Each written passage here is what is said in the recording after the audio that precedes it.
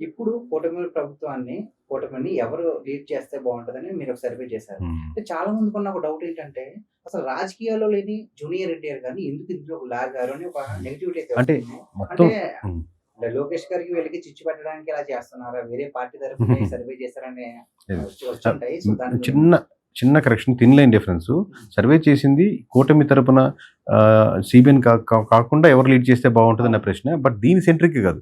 మనం తీసుకున్నటువంటి చాలా అంశాల్లో 35, 36 ప్రశ్నలు క్వాలిటేటివ్‌లో పక్కన పెడితే క్వాంటిటేటివ్‌లో ఉన్న 35 ప్రశ్నలు. క్వాంటిటేటివ్ అంటే 1 to 1 అడిగిన ప్రశ్నకి క్వాంటిటేటివ్ కింద వస్తాయి. ఇన్ని శాంపుల్స్ అని వస్తాయి. క్వాలిటేటివ్ అంటే బాగా ఎక్స్‌పీరియన్స్ ఉన్న పర్సన్స్‌ని ఎమ్మెల్యే కావచ్చు, అదే మండల స్థాయి లీడర్ కావచ్చు, కొన్ని ఊర్లలో ప్రామినెంట్ లీడర్స్ కావచ్చు, అతనితో కూర్చొని 1 to 1 ఇంటర్వ్యూస్ పెట్టుకొని మనం ఒక గంట, ఒకటిన్నర గంట అతనితో మాట్లాడి రాసుకున్న ఇన్ఫర్మేషన్ కావచ్చు. అది క్వాలిటేటివ్. ఓకే. సో దీంట్లో ఉన్న ఒక అంశమే. క్వెషన్‌కి మీ పాయింట్‌కి వస్తే అంటే క్వెషన్ కరెక్ట్ చేశాను. సమాధానం చెప్పాలంటే జూనియర్ ఎన్టీఆర్ గారిని ముందుకు తీసుకురావాలనో, లేకపోతే లోకేష్ గారిని పైకి పెట్టాలనో, లేకపోతే పవన్ కళ్యాణ్ గారిని తగ్గించాలనో, పెంచాలనో ఈ ఉద్దేశంతో ఉండదండి. ఆ ఉద్దేశంతో ఉంటే మేము ఇక్కడ కూర్చోలేము ఇంతమంది వచ్చి. ఎందుకంటే గడిచిన మనం 2 టర్మ్స్‌గా చేసిన విధానం గానీ, నేను ఇచ్చినటువంటి ఇంటర్వ్యూస్ గానీ, వేలాదిగా మాట్లాడిన విషయం గానీ, నంబర్‌కి ఎమోషన్ ఉండకూడదు. పాయింట్ మాట్లాడాలి. ఒక టైంలో వైఎస్ఆర్‌సీపీ వాళ్ళు అట్టవచ్చు, జనసేన వాళ్ళు అట్టవచ్చు, టీడీపీ వాళ్ళు అట్టవచ్చు. బట్ నియోజకవర్గం ఏం కోరుకుంటుంది, ప్రజలు ఏం కోరుకుంటున్నారో పాయింట్‌లో మనం లెఫ్ట్ రైట్ తిరగకూడదు. అది స్టాండ్‌గా చెప్పాలి. ఓకే. పాయింట్ చెప్పాలి క్లారిటీగా అని దాంట్లో ఇచ్చాం. దాంట్లో జూనియర్ ఎన్టీఆర్ గారిని మీరు పూర్తిగా పక్కన పెట్టాలంటే పెట్టుకోవచ్చు. వాళ్ళ ఇష్టం అది.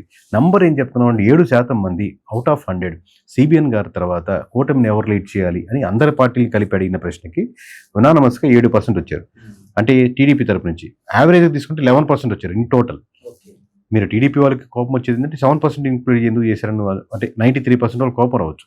ఆ జూనియర్ ఎన్టీఆర్ గారిని పక్కన పెట్టాలి కదా, ఏ పార్టీలో లేరు కదా, ఏ మీటింగ్‌కి రావట్లే కదా, లేదా ఏ కార్యక్రమానికి అవైలబిలిటీ లేదు కదా, లేదా ఇక్కడ ఆయన స్టేట్మెంట్ ఇవ్వలేదు కదని. అది వాళ్ళ స్టాండ్. నేను తప్పట్ను, ఎవరి ఇష్టం అది. బట్ మీరు రెస్టారెంట్‌కి వెళ్ళిన తర్వాత కూడా చికెన్ బిర్యానీ ఆర్డర్ ఇచ్చేవాళ్ళు ఎక్కువ మంది ఉంటారు, మటన్ బిర్యానీ ఇచ్చుంటారు. ఒకటి పెరుగన్నం ఇవ్వచ్చు. పెరుగన్నం ఇచ్చేవాడు రెస్టారెంట్‌కి వచ్చి వాడికి అది ఇష్టమైంది. ఆ 11%కి జూనియర్ ఎన్టీఆర్ గారు నచ్చారు. దాన్ని మనం కండెమ్ చేయలేం కదా. We are representing the numbers. యావరేజ్‌గా రెస్టారెంట్ సర్వే చేసుకొని 100కి 6 మందో 7 మందో పెరుగన్నం కూడా ఆర్డర్ ఇస్తున్నారు అనుకుంటున్నాం. పెరుగన్నం వాళ్ళకి ఇవ్వాల్సిన అవసరం ఏముందంటే ఎవరిష్టం వాళ్ళది. దాని నెంబర్ చెప్పడం మా బాధ్యత. ఎలా ఉంది, ఎమోషన్స్ ఎలా ఉన్నాయని.